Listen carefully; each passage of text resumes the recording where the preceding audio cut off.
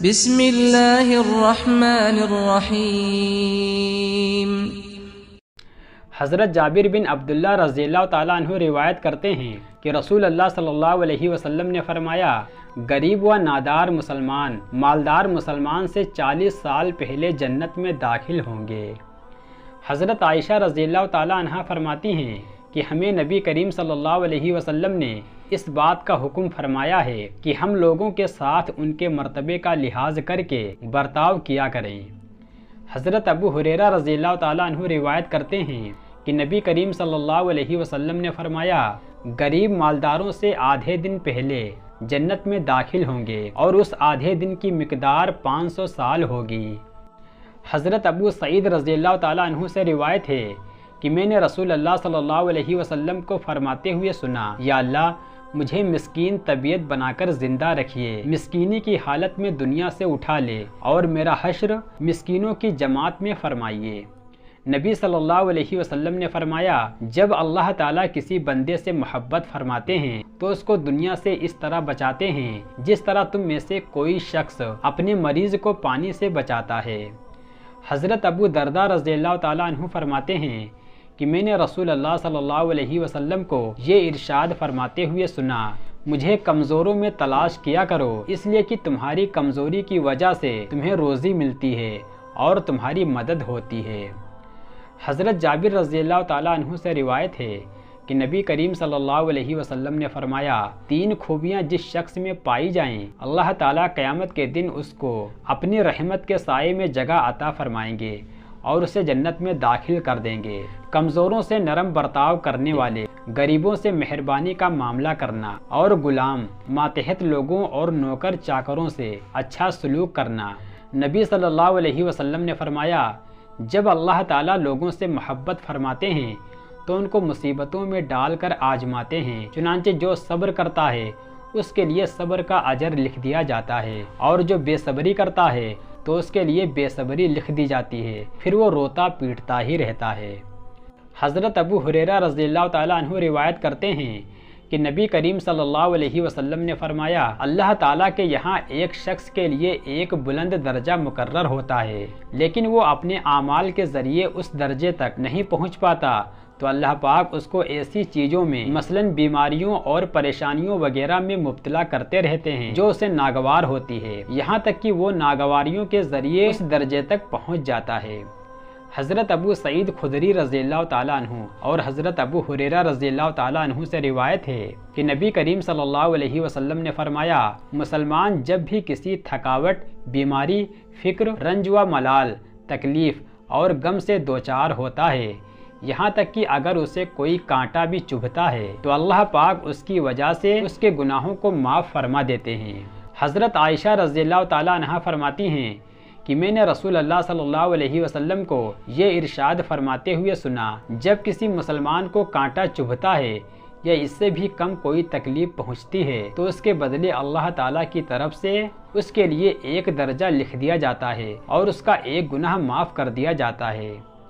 حضرت ابو ہریرہ رضی اللہ تعالیٰ عنہ روایت کرتے ہیں کہ نبی کریم صلی اللہ علیہ وسلم نے فرمایا، اللہ تعالیٰ کے پاس ایمان والے بندے اور ایمان والی بندی پر اللہ تعالیٰ کی طرف سے مصیبت اور حوادث آتے رہتے ہیں، کبھی اس کی جان پر، کبھی اس کی اولاد پر، کبھی اس کے مال پر، اور اس کے نتیجے میں اس کے گناہ جھڑتے رہتے ہیں، یہاں تک کہ وہ مرنے کے بعد اللہ پاک سے اس حال میں ملاقات کرتا ہے کہ اس کا ایک گناہ بھی باقی نہیں رہتا۔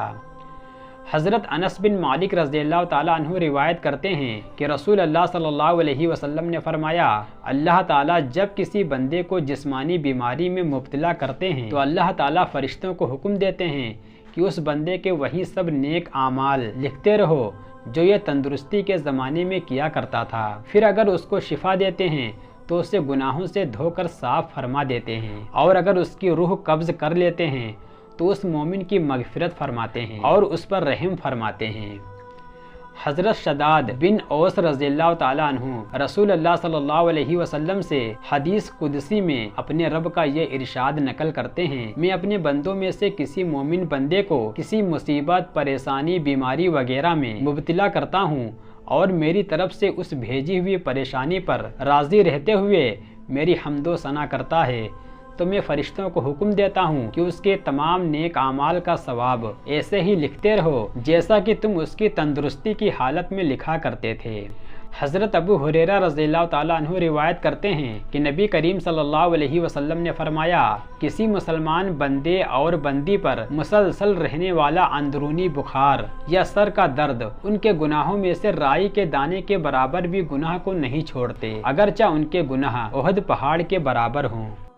حضرت ابو سعید خدری رضی اللہ تعالیٰ عنہ روایت کرتے ہیں کہ نبی کریم صلی اللہ علیہ وسلم نے فرمایا، مومن کے سر کا درد اور وہ کانٹا جو اسے چبھتا ہے یا اور کوئی چیز جو اسے تکلیف دیتی ہے، اللہ پاک قیامت کے دن اس کی وجہ سے اس مومن کا ایک درجہ بلند فرمائیں گے اور اس کی تکلیف کے باعث اس کے گناہوں کو معاف فرمائیں گے۔ حضرت ابو امامہ باہلی رضی اللہ تعالیٰ عنہ روایت کرتے ہیں کہ نبی کریم صلی اللہ علیہ وسلم نے فرمایا، جو بندہ بیماری کی وجہ سے اللہ تعالیٰ کی طرف سے متوجہ ہو کر گڑ گڑاتا ہے تو اللہ تعالیٰ اس کی بیماری سے اس حال میں شفا عطا فرمائیں گے کہ وہ گناہوں سے بالکل پاک صاف ہوگا۔ حضرت ابو ہریرہ رضی اللہ تعالیٰ عنہ سے روایت ہے کہ نبی کریم صلی اللہ علیہ وسلم نے فرمایا،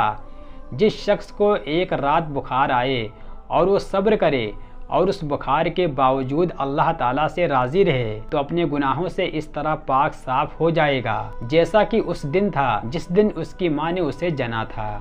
حضرت موسیٰ رضی اللہ تعالیٰ عنہ روایت کرتے ہیں کہ رسول اللہ صلی اللہ علیہ وسلم نے فرمایا، جب بندہ بیمار پڑ جاتا ہے یا سفر پر جاتا ہے تو اس کے لیے اس جیسے اعمال کا اجر و ثواب لکھا جاتا ہے جو اعمال وہ تندرستی یا گھر کے قیام کی حالت میں کیا کرتا تھا۔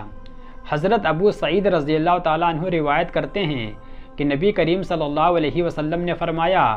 پوری سچائی اور امانت داری کے ساتھ کاروبار کرنے والا تاجر انبیاء، صدیقین اور شہداء کے ساتھ ہوگا۔ حضرت ابو ہریرہ رضی اللہ تعالیٰ عنہ روایت کرتے ہیں کہ نبی کریم صلی اللہ علیہ وسلم نے فرمایا، ایک درخت مسلمان کو تکلیف دیتا تھا، ایک شخص نے آ کر اسے کاٹ دیا تو وہ اس عمل کی وجہ سے جنت میں داخل ہو گیا۔ حضرت ابو ذر رضی اللہ تعالیٰ عنہ سے روایت ہے کہ نبی کریم صلی اللہ علیہ وسلم نے ان سے ارشاد فرمایا، دیکھو تم اپنی ذات سے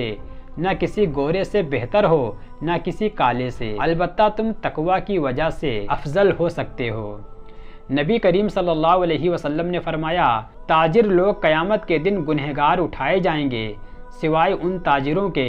جنہوں نے اپنی تجارت میں پرہیزگاری اختیار کی، یعنی خیانت اور فریب دہی وغیرہ میں مبتلا نہیں ہوئے، اور نیکی کی، یعنی اپنی تجارت کے معاملات میں لوگوں کے ساتھ اچھا سلوک کیا اور سچ پر قائم رہے۔